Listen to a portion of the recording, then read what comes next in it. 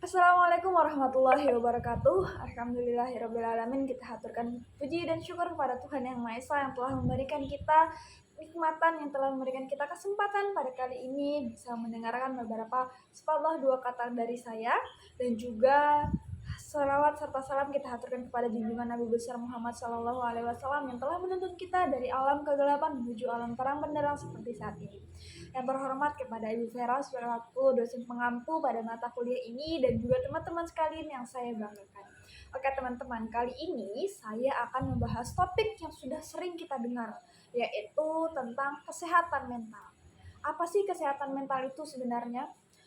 Kalau menurut dari Profesor Syamsu, yaitu seorang psikologis pendidikan psikologis dan juga bimbingan, dia mengatakan bahwa kesehatan mental adalah perkembangan fisik, intelektual, ataupun emosional yang optimal pada seseorang yang bisa menyelaraskan perkembangannya dengan hal-hal lainnya. Atau menurut Kementerian Kesehatan mengatakan kesehatan mental adalah ketika kondisi batin seseorang itu merasa tenang, merasa aman, dan selaras untuk melakukan kegiatan sehari-harinya. Nah, kalau seandainya kesehatan mental itu diartikan sebagai jiwa, maka kesehatan jiwa atau kesehatan mental ini sama pentingnya dengan kesehatan fisik. Nah, teman-teman, maka kesehatan mental ini perlu diperhatikan, dan kita perlu mengetahui apa tanda-tanda dari gangguan mental yang mungkin kita alami, bisa saja kita alami. Nah, gangguan mental ciri-cirinya diantaranya adalah kurang percaya diri, turunnya tidak merasa tidak aman atau insecurity, atau di sini mengalami ketidakmatangan emosional. Nah, sehingga dalam kehidupan sehari-harinya itu tidak sehat atau merasa terganggu pikirannya. Nah, kebanyakan yang terjadi di Indonesia itu penyakit kesehatan mental berupa depresi, atau menurut riset yang dilakukan oleh Kementerian Kesehatan pada tahun 2018, penyakit yang diderita oleh gangguan mental berat yang dialami di Indonesia itu mengalami peningkatan, yaitu yang awalnya 0,15% menjadi 0,19% pada tahun 2018. Dan menurut riset Data Exchange pada 2017 yang mengatakan bahwa mencatat sekitar kalau menurut sedangkan untuk gangguan mental emosional pada penduduk berusia 15 tahun ke atas itu mengalami peningkatan 6,1% hingga 9,8% pada tahun 2018.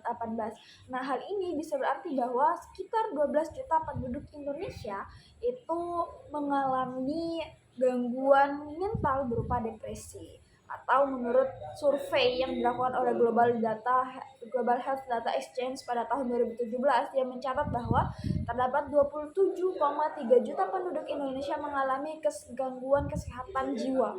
Itu berarti 1 dari 10 penduduk Indonesia itu mengalami gangguan kesehatan. Dan angka ini menjadikan Indonesia sebagai negara tertinggi yang pengidap gangguan jiwa se-Asia Tenggara. Nah, teman-teman, ini bukan angka yang sedikit.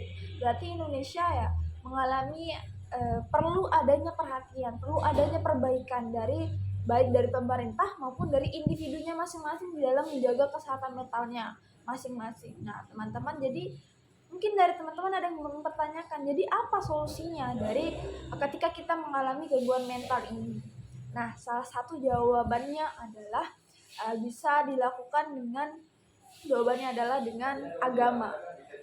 Kalau menurut Profesor Muhammad Surya, dia mengatakan bahwa diakui oleh klinis, psikiater, agamawan, dan juga konselor bahwa agama merupakan faktor penting dalam memelihara dan memperbaiki kesehatan mental. Nah, karena agama itu memberikan suasana yang tenang dan damai.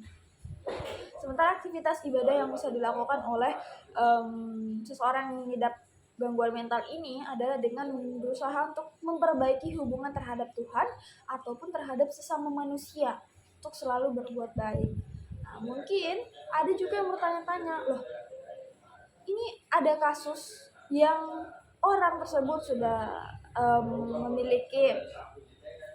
memiliki agama yang kuat atau sudah dekat dengan Tuhannya, tapi kenapa masih merasa depresi? Nah, mungkin itu ada faktor lingkungan yang mendukung dia atau faktor lingkungan yang membuat dia menjadi depresi atau menjadi overthinking. Nah, solusinya adalah bisa kita mulai dengan melakukan hal-hal yang positif atau merubah kegiatan-kegiatan yang negatif atau membuang rasa-rasa pikiran negatif dari dirinya kita, sehingga negatif-negatif yang ada di dirinya kita bisa keluar, atau hal-hal yang tidak penting yang ada di dalam otak kita itu bisa dikeluarkan, sehingga energi-energi negatif, energi-energi positif bisa masuk ke dalam dirinya kita dan bisa mengurangi rasa gangguan pikiran di dalam dirinya kita. Oke teman-teman, demikianlah yang bisa dapat saya sampaikan. Kurang lebihnya saya mohon maaf dan mohon dimaklumi. Akhir kata, semoga kita semua senantiasa mendapatkan kedamaian dan juga ketenangan sehingga menjadi manusia yang sehat fisik maupun mentalnya. Billahi taufiq wal hidayah. Wassalamualaikum warahmatullahi wabarakatuh.